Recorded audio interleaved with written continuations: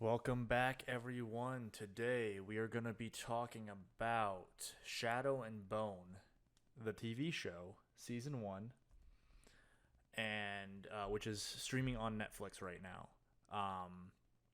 I'm kind of excited about this, and I think that's shared a lot throughout the community. There seems like there's a lot of people who are really excited by this show. I have never read the books, so my experience with this world is strictly from the show only, which is completely fine. But I just want that as a little note to everyone that I haven't read the book, so I don't have a way to compare it to those at this point. Although I might, after this, I might read the books because they have been on the outskirts of my list to read. So,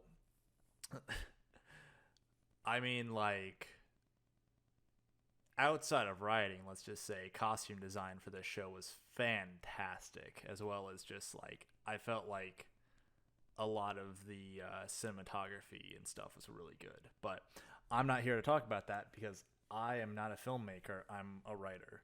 So, uh, I think that all the characters have really good backstories built into this show. I think the show does a good job of quickly getting across these characters' personalities and backstories without um,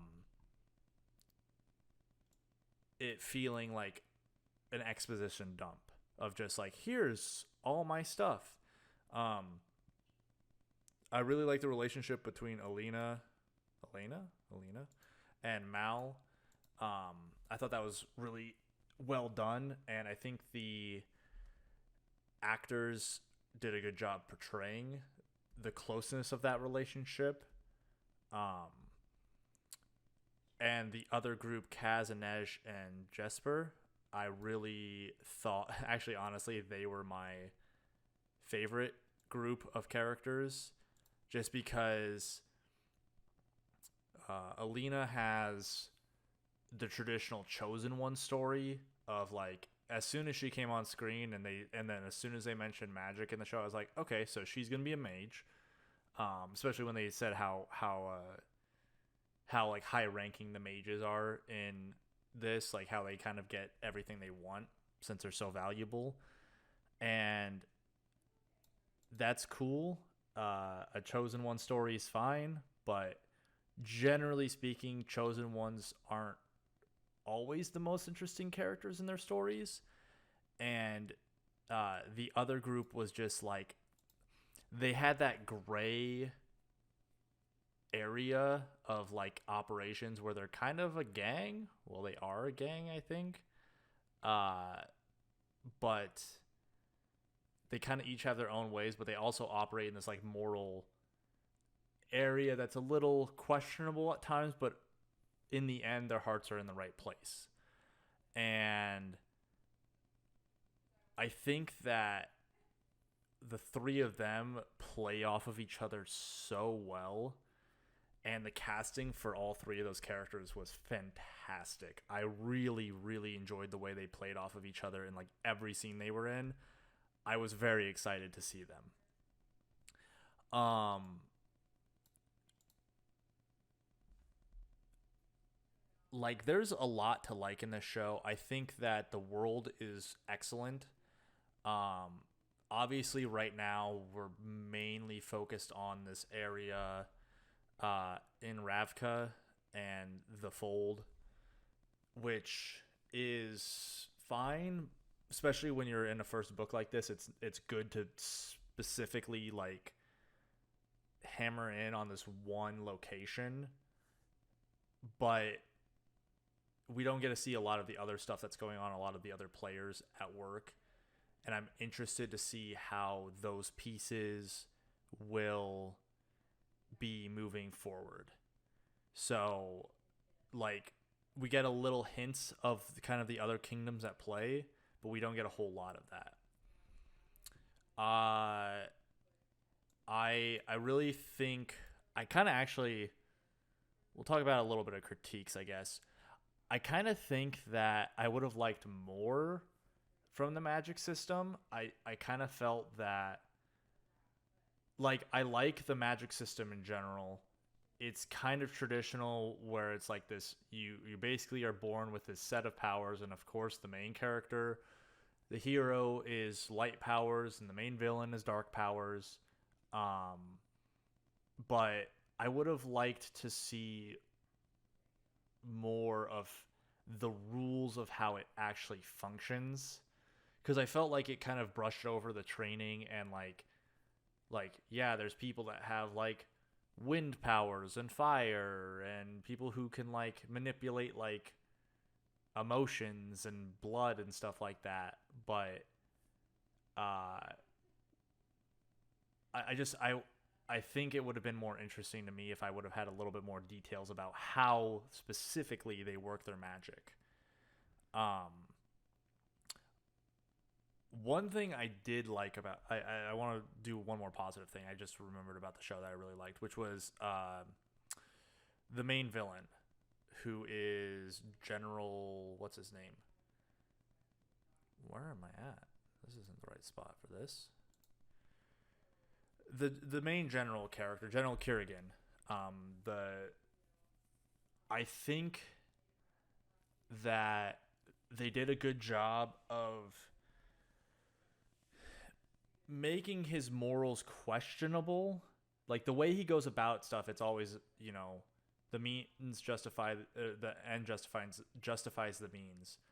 Uh, but they did a good job of like humanizing him in such a way of like it's very clear why he's doing what he's doing, and it's a matter of, you know, it's a matter of protecting who he sees as his people versus and doing whatever it takes to protect his people. And I really enjoy villains that have that. Yeah, I can kind of see your point. He's still a little bit of the like, oh yeah, this guy is clearly kind of messed up, but like in the middle, I felt like that was where they did the best job of like having his character be, you know, that really gray area. I felt like towards the end he kind of started to go off the deep end a little bit, and that's kind of when I was like, okay, so he's just a traditional villain now, basically. Um, One other critique I had, I'm gonna probably keep this review pretty short, but one critique I had, and I think this was the part of the show that I was the least in, I wouldn't say least invested in, but like I felt like it needed a little bit more time to breathe, which was when they go after the stag. I liked the part all the way up when Mal finds it the first time with with his two guys that are with him. But like when him and Alina go to get it, and then Kerrigan shows up, it's like I felt like there could have been more time dedicated to which is weird because I usually don't say this, but I felt like there could have been more time dedicated to the journey of the two of them going to get the stag, for us to get some time with just the two of them talking and kind of catching up on what's happened to them and kind of where they're at now, because I felt like you could have had some good conflict there. And also it would have just been like a really good way to develop these characters further and give them more of a like relationship and stuff. Like the relationship is really strong, but like an even stronger connection to each other. And I felt like that was kind of brushed over just to get to the climax of the story. Like the last two episodes felt a little rushed.